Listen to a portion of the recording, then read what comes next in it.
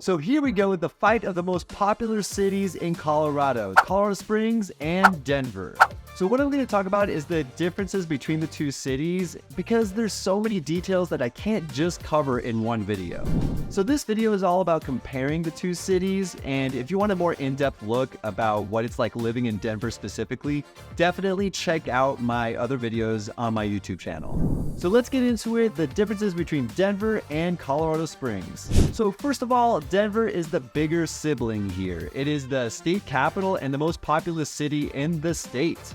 And with it being the most populous city and the most urban feel, you can get the hustle and bustle and the nightlife that you crave. And on the other hand, you have Colorado Springs. It's the second most populous city in the state, has more of a relaxed atmosphere, and it's just not as dense as Denver. And let's start it off with the altitude. So with Denver being the mile-high city, you have an altitude of 5,280 feet above sea level. And you can see that everywhere. Sometimes with business names, you have that 5280 altitude or 5280 roofing or plumbing or contractors or something like that. And there's even the 5280 magazine here in Denver that is very popular, and I would say it's a very comprehensive look at what it's like to live in Denver. Check out 5280 magazine. In Colorado Springs, it's a little bit higher in elevation actually. The average elevation there is 6,035 feet above sea level. So you'll get a little bit more thinner air, but you are closer to the mountains. You're like situated right on the foothills, and you have the backdrop of the mountains really close to the city.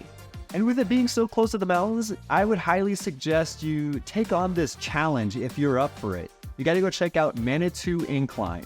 It's even called just the Incline, and everyone knows what you're talking about over there.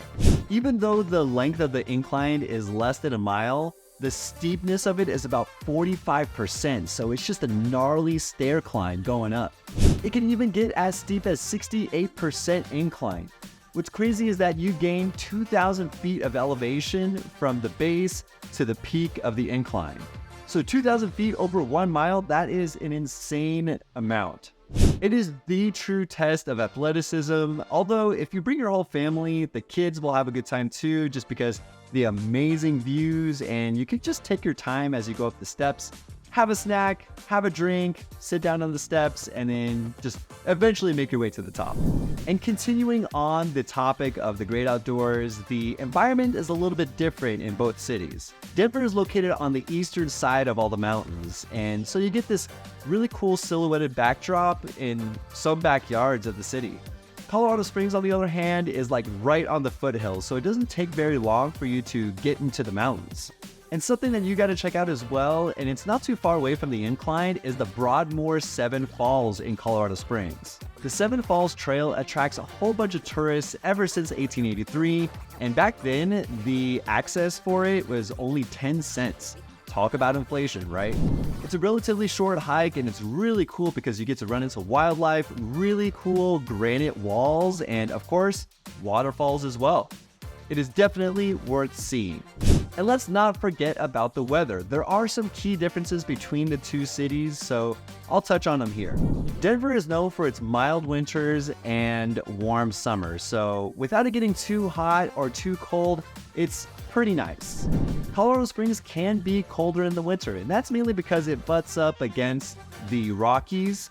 And I mean, there's nothing against that if you're into, like, let's say, cozying up closer to the fire or enjoying the winter sports. And when it comes to precipitation, Colorado Springs gets a little bit more rain and snow compared to Denver. So with more snow, I would say just go up to the mountains and enjoy yourself at like Breckenridge, Silverthorne, or whatever it might be, or just go sledding over there in the mountains. And so with the mountains so close to Colorado Springs, it's actually a huge draw for those inhabitants of Colorado Springs, where if you compare it to Denver, it takes about an hour to an hour and a half to get into the mountains. With Colorado Springs, it's maybe 30 minutes, if even. And now let's talk about the general vibes or energy of both of the cities. Denver has that big city energy with thriving arts and culture scene as well. You'll run into funky neighborhoods, cool events and festivals, and a downtown area that's really buzzing with life. Colorado Springs, on the other hand, is more of a laid-back feel. I picture it more of like a suburbia, and a lot of families move down to Colorado Springs from Denver just for that like slower pace of life. Colorado Springs is more of a place where you can unwind and enjoy the natural beauty versus getting into the scene or the city. Although a lot of people mention that when they move from Denver to Colorado Springs, they miss the museums or the venues or just the live music scene in general. Not that I'm saying that there's none in Colorado Springs, it's just a plenty over in Denver. And like I said, Colorado Springs is a little bit more of that suburbia feel, so those with families can take it as a pro or a con, depending if you want your kids to like enjoy the city life or, just lay back and enjoy nature. But if you really miss Denver, like the scene, the arts, the culture, the festivals and things like that, it really is just like an hour to an hour and a half away, so you're not too far away if you're in Colorado Springs. And so maybe budget is a big factor here. So going from Denver to Colorado Springs, let's talk about the real estate differences between both of those cities. And so real estate wise, Denver is more expensive than Colorado Springs. So you have the median home price as of May 2023. The median home price for Denver is approximately $590,000. Versus over in Colorado Springs, you have a median home price of about $460,000. It's quite a bit of difference between the two, and both cities are increasing in population. Inflation is definitely getting to it, and both are increasing in popularity. As summer picks up, I'm seeing the real estate market really pick up where sellers are willing to sell and the inventory is slowly increasing. And I think Colorado Springs is seeing the same trends. I work with a lot of buyers, so this news about the inventory increasing is actually pretty exciting, but it's kind of hard to predict on what houses will sell, what they won't sell, or what will stay on the market longer.